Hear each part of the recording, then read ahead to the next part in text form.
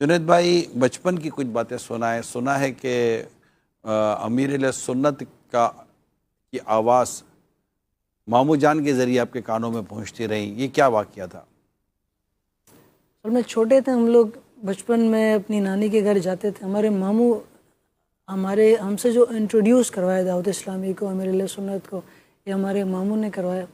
کوئی family religious family back ground کو ایسا بڑا تھا نہیں. گورنمنٹ آفیسرس تھے ہمارے دادا پاپا بھی. تو ماموں نے، ہم جب نانی کے یہاں جاتے تھے تو وہ کیسٹس چلتے تھے امیر علیہ سنت کے بیان کے. وہاں پر چھوٹے تھے لیکن امیر علیہ سنت کے بیان کے جب کیسٹس سنتے تھے تو دل میں اس کی تاثیر محسوس ہوتی تھی. شاید اس وقت یہ بات میں اس کو الفاظ میں تعبیر نہیں کر پاتا، اس وقت محسوس ہوتی تھی لیکن ایسا آئیڈیا نہیں تھا کہ کیا ہو رہا ہے. اب جب میں اس کو یاد کرتا ہوں تو پتہ چلتا ہے وہ دل میں قرار آتا تھا، اطمینان آتا تھا، سکون آتا تھا کہ یار کچھ ایسا ہے کہ جو اپنی طرف کھینچ رہا ہے. تو یوں امیر علیہ سنت کی آواز اور وہ تعارف نہیں تھا، مطلب تعارف یوں تھا کہ وہی ذکر کرتے تھے. مدنی چینل اس وقت تھا نہیں تھا. ذکر کرتے تھے کہ حضرت صاحب ہیں، حضرت صاحب یوں اس طرح ہمیں بتاتے ہیں، یوں ہماری رہنمائی کرتے ہیں، یوں ہم بیٹھتے ہیں ان کے ساتھ، اللہ پاک کے ولی ہیں. یوں غائبانہ تعارف تھا. غائبانہ تعارف تھا. جی. تو عمر شروعات کتنی وہاں سے ہوئی آپ کی؟ تھی. اس وقت عمر ہوگی کوئی شاید 11 سال، 10، 11، 12 یہ. اچھا، دعوت اسلامی تو خیر آپ نے کس سال میں جوائن کی؟ یعنی میوزک چھوڑنے کے بعد تو ابھی 2008 میں الحمدللہ میں مدنی ماحول میں آیا پراپرلی. لیکن چھوڑا کب آپ نے شوبز؟ 2008 میں ہی چھوڑا اور دعوت اسلامی میں پھر میں انٹر ہو گیا تھا الحمدللہ. کچھ عرصے یعنی چینل پر تو نہیں تھا، میں پیچھے ہی تھا. مدنی چینل دیکھتا تھا، امیر علیہ سنت کو اور دیگر مبلغین کو سنتا تھا، درس میں کبھی بیٹھ جاتا تھا مسجد میں. یہی چیزیں ذریعہ بنی. جیسا میں پہلے بتا چکا ہوں کہ ایک بریک آیا تھا زندگی میں، یعنی ہلچل تھی زندگی کے اندر، فین فالوئنگ تھی، دوسرے کنٹریز میں آنا جانا تھا، ایک ہلچل سی تھی ایسی کہ اپنے بارے میں سوچنے کا بندے کو موقع نہیں ملتا. لائک کتنی کنٹریز میں آنا جانا تھا؟ یعنی کچھ عرصے کے لیے انڈیا گیا تھا، وہاں پر کچھ مہینوں رہا. اس کے بعد وہاں سے آیا تو ورلڈ ٹور تھا ہمارا مختلف کنٹریز میں. یعنی ایک کنٹری کے مختلف اسٹیٹس ہوتے ہیں وہاں پر، امریکہ، کینیڈا، لندن، پھر یہ 2005-06 کی بات ہے؟ نہیں، یہ 2007 میں ہی ہمارا یہ ٹور تھا. اوکے. اس کے بعد دوبارہ پلان ہو رہا تھا لیکن بیچ میں پھر یہ الحمدللہ بریک آ گیا. بریک آیا تو پھر کچھ اپنے بارے میں سوچنے کا موقع ملا، درس اٹینڈ کرنے کا موقع ملا. پھر یہ جو معاملات میں پہلے ذکر کر چکا ہوں الحمدللہ مدنی ماحول میں انٹر ہو گیا. اور وہاں دوبارہ جانے سے، ورلڈ ٹور پہ جانے سے دوبارہ میں رک گیا. اور ورلڈ ٹور پہ گیا دوبارہ لیکن وہ مدنی قافلے کی صورت میں. اچھا، دعوت اسلامی کے ساتھ آپ کا سفر ہوا؟ آپ کے ساتھ وہ حاضری تھی الحمدللہ، سعادت تھی آپ کے ساتھ. حاجی وقار المدینہ بھی تھے اس مدنی قافلے. یہ کون سے سن کی بات ہے؟ یہ ایئر یاد رکھنے میں تھوڑا میں ویک ہوں، لیکن یہ میں درس نظامی میں نے شروع نہیں کیا تھا اس وقت. میرے خیال سے دعوت اسلامی میں آیا تھا اور کچھ ہی ٹائم بعد یہ مدنی قافلہ ہو گیا تھا.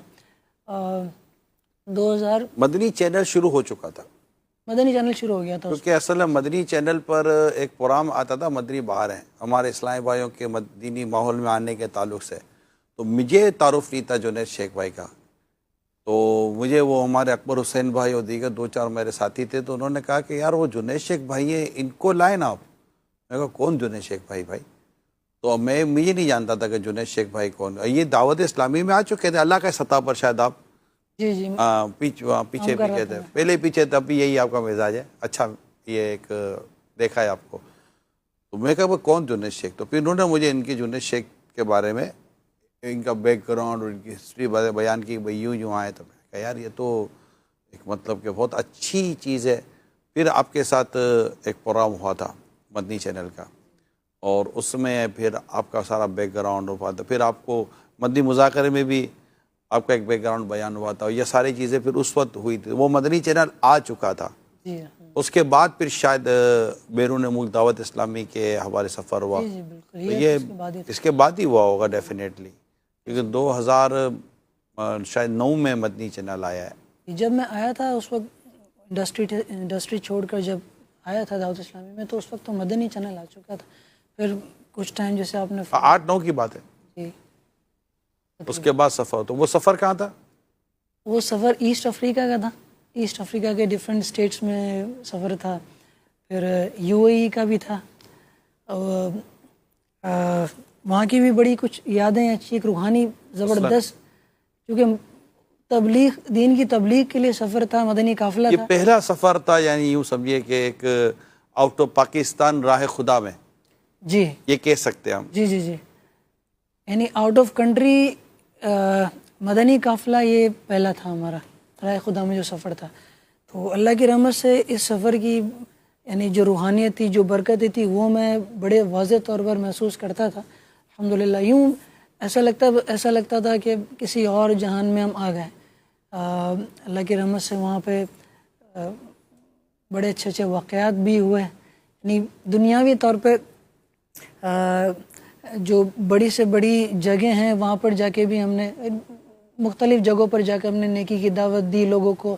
اور ایسی مساجد میں بھی ہمارا جانا ہوا کہ جہاں پر جب ہم رات کو سوتے تھے وہ مچھروں کے لیے وہ نیٹ لگاتے تھے ہمارے لیے، انتظام کرتے تھے. الحمدللہ بہت مطلب پیار دیا ان لوگوں نے بھی، جو افریقن لوگ تھے وہاں کے، ان کے ساتھ الحمدللہ غربت زیادہ ہے وہاں پر، موقع ملا. جی جی تو یوں ایک تو مدنی قافلوں میں ٹریننگ بھی ہوتی ہے ہماری، کچھ تیاری بھی ہوتی ہے. سولجر بناتے ہیں مدنی قافلے ہم کو، الحمدللہ کمانڈو ٹریننگ ہوتی ہے. مبلغ بناتے ہیں.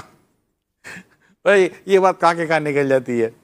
ماشاءاللہ ایک مبلغ بنتا ہے اور راہ خدا میں جو تکالیف آتی ہیں اس تکالیف پر بندہ صبر اختیار کرتا ہے. امیل سنت اس تعلق سے بڑی پیاری بات فرماتے ہیں کہ مدنی قافلوں میں سفر کرو، یہ انشاءاللہ تمہیں سفر مدینہ کی تیاری کرواتا ہے، حج کی تیاری کرواتا ہے. اس راہ میں آنے والی تکالیف کے لیے آپ پہلے سے تیاری کرنے کی پوزیشن میں آ جاتے ہیں.